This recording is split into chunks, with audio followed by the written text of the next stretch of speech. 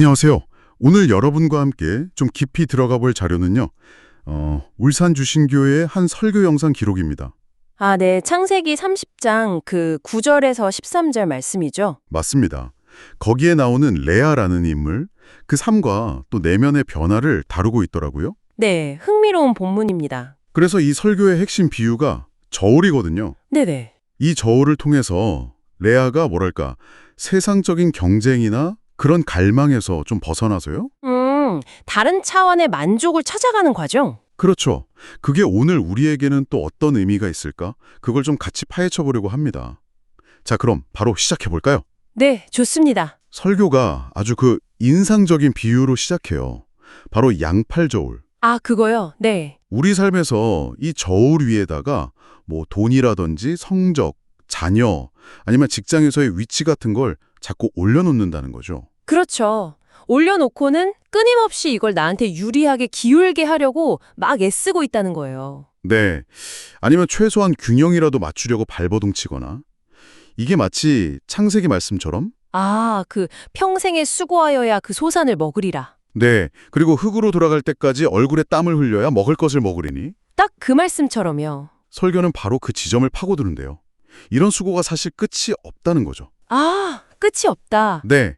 우리가 저울 위에 올려놓은 그 세상의 무게들을 우리가 결코 이길 수 없다고 지적해요.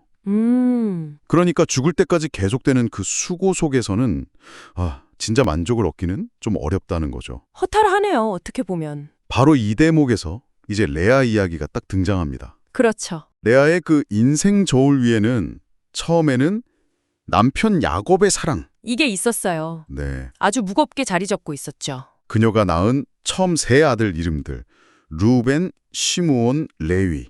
이 이름 뜻을 보면 그냥 남편의 관심과 사랑을 정말 간절히 바라는 마음이 그대로 드러나요. 이제는 나를 사랑하겠지? 내 말을 들으시겠지? 나와 연합하겠지? 이런 기대감이죠. 네. 그런데 넷째 유다를 낳고는 갑자기 태도가 확 바뀌죠. 내가 이제 여호와를 찬송하리로다. 네, 뭔가 큰 변화가 있었음을 보여주는 대목입니다. 설교에 따르면 레아의 저울 위에서 그 야곱이라는 무게가 내려가고 야곱 대신에? 네, 그 자리에 하나님이 올라갔기 때문이라고 해석합니다. 그러니까 그 고통 속에서도 아이를 계속 주시는 그 하나님의 사랑, 관심을 발견했다는 거군요. 그렇죠. 그 복잡한 가정 환경 속에서 하나님을 만난 거예요. 이건 뭐 남편 사랑 독차지했지만 끊임없이 언니 레아를 저울 위에 딱 올려놓고 네네. 시기하고 경쟁하면서 평생 만족 못했던 라헬하고는 아주 대조적이죠. 맞아요. 라헬이 그 여정통에서 낳은 아들들 이름만 봐도 뭐 단, 납달리, 경쟁심, 승부욕 이런 게 보이잖아요. 그렇죠. 심판했다, 경쟁해서 이겼다 이런 뜻이니까요. 자, 그럼 오늘 우리가 집중할 본문 창세기 30장 9절에서 13절인데요.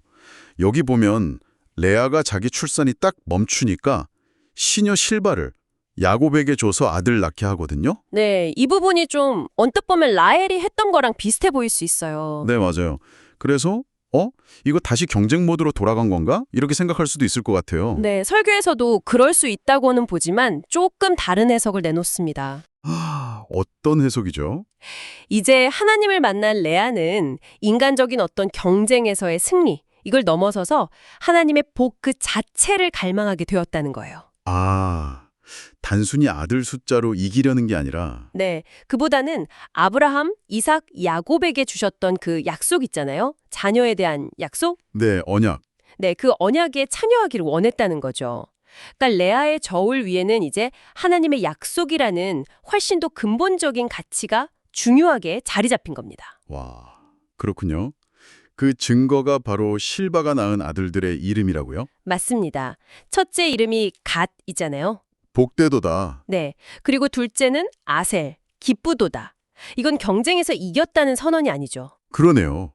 그냥 하나님이 주신 복과 기쁨 그 자체에 대한 감사 표현이네요. 그렇죠. 설교에서는 나중에 실제로 갓 지파는 강한 군대가 되고 아셀 지파는 아주 풍요로운 땅을 차지해서 이스라엘 전체의 복과 기쁨의 근원이 되었다는 점을 연결시키더라고요.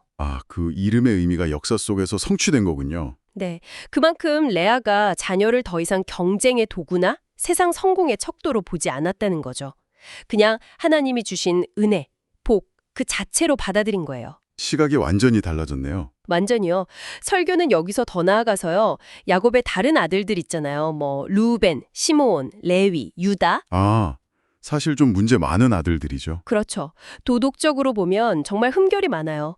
루벤은 아버지 첩이랑, 시므온이랑 레위는 잔인한 살육을 저지르고, 유다는 또 며느리랑. 그러게요. 자격으로만 보면 사실. 자격 미달이죠. 설교의 답은 아주 명확합니다. 그들의 어떤 자격이나 노력이 아니라 전적인 하나님의 은혜와 그분의 변함없는 약속 때문이라는 거죠.